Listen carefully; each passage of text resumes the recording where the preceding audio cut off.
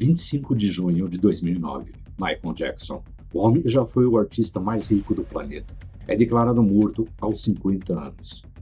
Mas a notícia que corre nos bastidores de Los Angeles não é sobre o luto, é sobre o caos financeiro.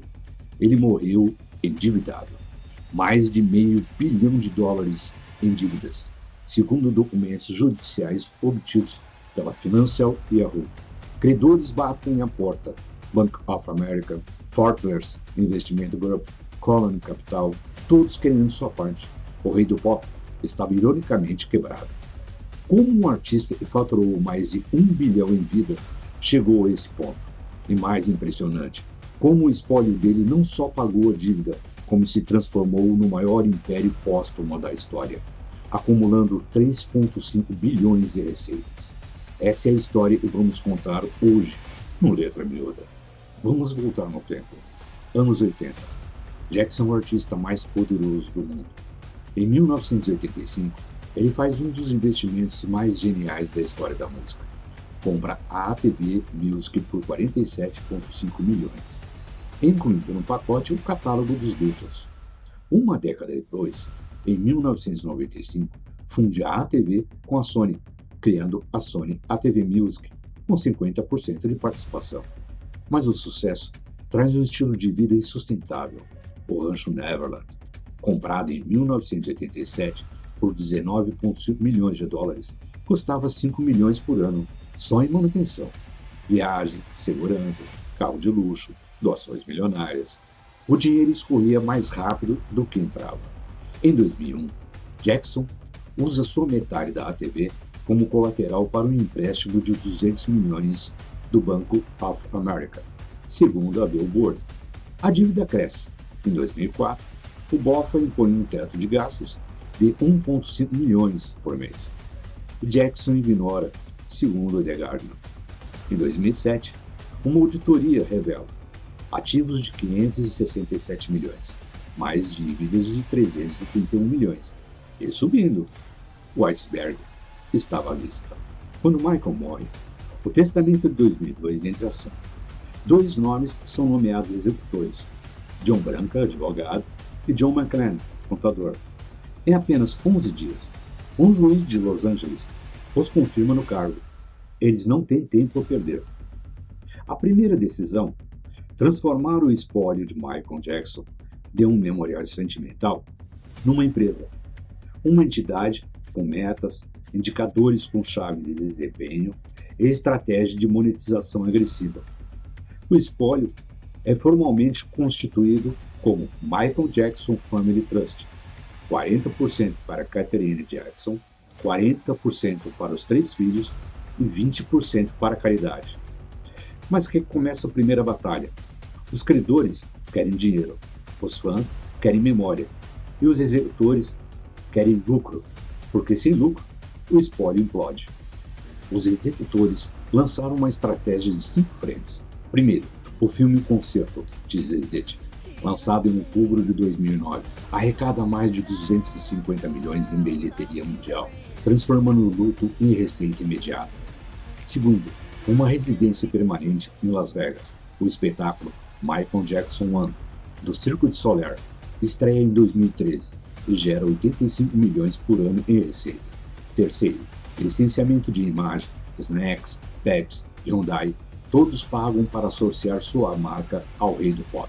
Mas o golpe de mestre vem em 2016. A Sony compra os 50% restante da Sony ATV por 750 milhões, segundo a CBS News.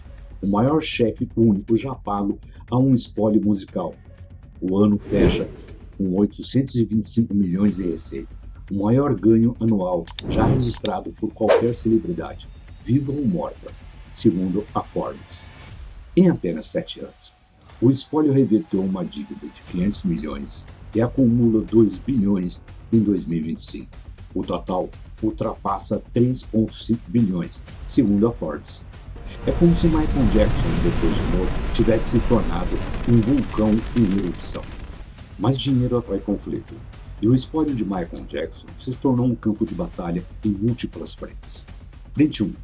A Receita Federal dos Estados Unidos avalia o espólio em 481 2,9 milhões, incluindo 434 milhões só pelo nome e imagem de Michael. Os executores discordam, dizem que o valor é de apenas 5,125 milhões. Em 2021, o Tribunal Tributário dos Estados Unidos decide a favor do espólio. O nome e a imagem valem 4 milhões, e o total do espólio é fixado em 111,5 milhões, uma economia de quase 400 milhões em impostos, uma das maiores vitórias tributárias da história do entretenimento. Frente 2. Os acusadores. O espólio paga 2,5 milhões no total a 5 homens que alegaram abuso, segundo a Financial Times, para evitar litígios que poderiam destruir o valor da marca. Frente 3. A família.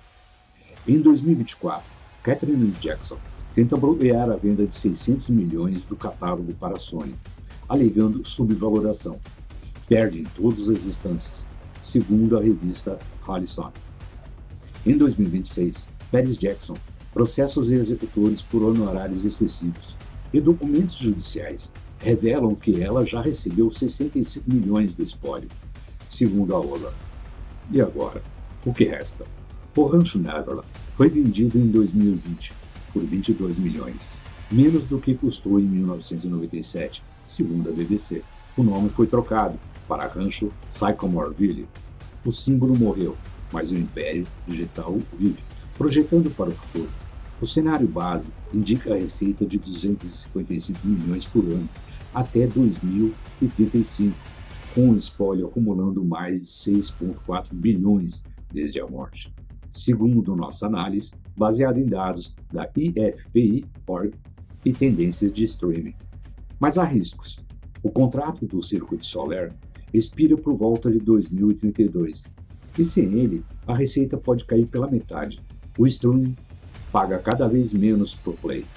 E os 3 filhos de Michael estão crescendo e pressionando por distribuição de ativo. Em 2024, o espólio vendeu mais de 600 milhões em direitos de catálogo para a Sony. Segundo a Billboard, foi uma monetização antecipada antes que o valor do catálogo depreciasse ainda mais no modelo de streaming. Então, qual é a lição de negócio por trás da fortuna de Michael Jackson? Primeiro, o ativo mais valioso é intangível, Neverland. Vale menos hoje do que em 1987, mas o catálogo musical, incluindo os Beatles, vale bilhões porque gera receita infinita em qualquer formato. Segundo, gestão profissional supera carisma pessoal. Michael Jackson em vida era um gênio criativo, mas um desastre financeiro. Seus executores, Branca e McCann, transformaram o espólio em uma máquina de monetização, porque trataram o legado como um ativo empresarial, não como um memorial. Terceiro, paradoxalmente, a ausência de Michael criou uma condição que seria impossível em vida. O espólio deixou de ser guiado por decisões pessoais e passou a ser gerido por estratégia ou governança. Sem os gastos que consumiam o caixa, a máquina de monetização pôde operar em sua capacidade máxima. Michael Jackson morreu devendo $500 milhão, mas o Michael Jackson S.A., administrado como empresa, se tornou o maior império póstumo da história. E isto, meus amigos, é uma lição de negócio que poucos artistas, vivos ou mortos, não conseguiram replicar. Se você gostou dessa investigação, deixe seu like, inscreva-se no canal e compartilhe. Nos vemos no próximo episódio de Letra Miúda, onde as letras miúdas revelam os grandes negócios. Entenda os grandes casos jurídicos. Não ficamos apenas na manchete, nós investigamos o que existe nas letras miúdas.